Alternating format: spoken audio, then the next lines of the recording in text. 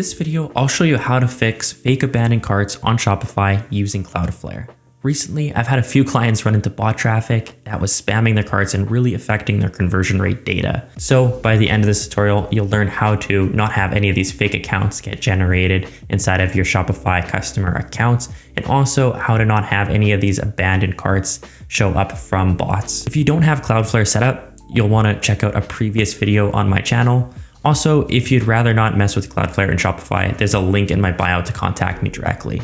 Anyways, in this tutorial, you'll learn how to block bots from certain regions like China, add challenges to your checkout to stop fake sessions, set up rate limiting inside of Cloudflare so bots can't spam your cart, and also protect your store's data from fake abandoned checkouts. So without further ado, let's hop into the monitor. Alrighty, so here inside of Cloudflare, what you'll want to do first is go over into your analytics and logs and account analytics, and just make sure that your Cloudflare is set up correctly. You should see traffic coming in, you should see visits, page views, and all that good stuff. And also you should take a look at where your traffic is coming from. Now, I live in Canada, so most of my traffic is coming from Canada and the States, which makes sense. But if you are seeing a large spike in China or Russia or other countries that you don't even sell to, that is a sign that you should be blocking traffic from those countries, because most likely it is bots. So in order to set up the rules, what you want to do is go over into security rules, then that is under security and security rules, and set up these 4 rules here. The first rule that I have set up is called block traffic from China. So if we click into that rule, I have set a name called block traffic to China. I set the field to country. I said equals and then China.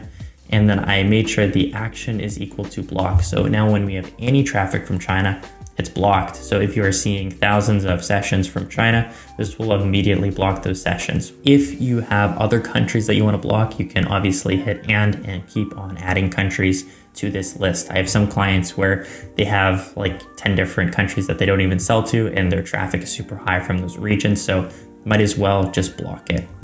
So you'll want to hit deploy. In my case, I'll hit save since the rule is already made. Now, the next rule that we want to create is called protect all checkout traffic.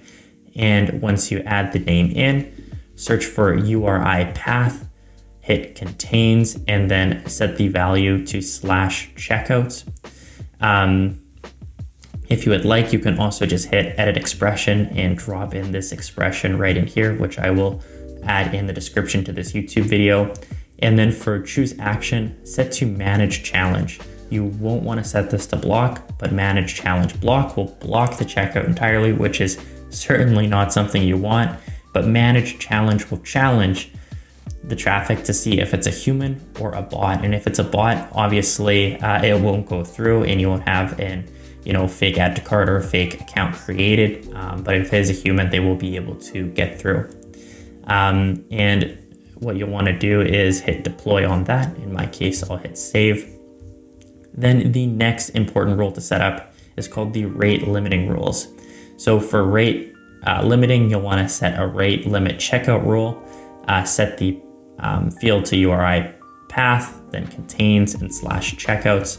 Then what you want to do is set the request to 5 and then within a 10-second period. So if you're hitting 5 or more requests in a 10-second period, what this will do is it'll block that traffic. And obviously, spamming requests within checkout is not human behavior, that's bot behavior. So we'll know that that should be blocked. So for choose action, you can hit block and then only set it for a duration of 10 seconds. Then hit save and deploy. Then the last thing that you'll want to do is protect account creation.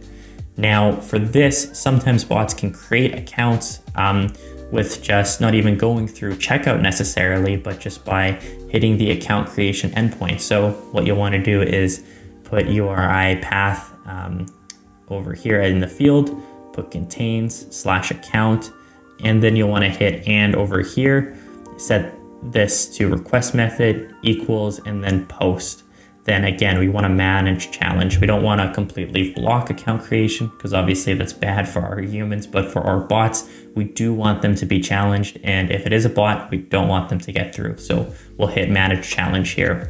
Then we will hit save. Now with these core rules in place, this should get you honestly like 90% of the way there, if not 99% of the way there, of blocking bot traffic. And give it, maybe 24 to 48 hours, just because sometimes bots have sessions stored and they can still get through. But quite honestly, this should clear up most of your bot traffic and get your analytics looking much more normal inside of Shopify. Now, if you would like some help with setting this up, feel free to check out a link in my description where you can contact me, and I would gladly help you with setting this up for your Shopify site.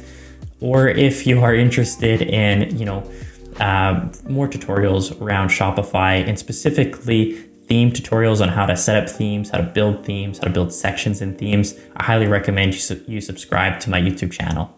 Anyways, hope you found this video useful. If you did, leave a like and cheers.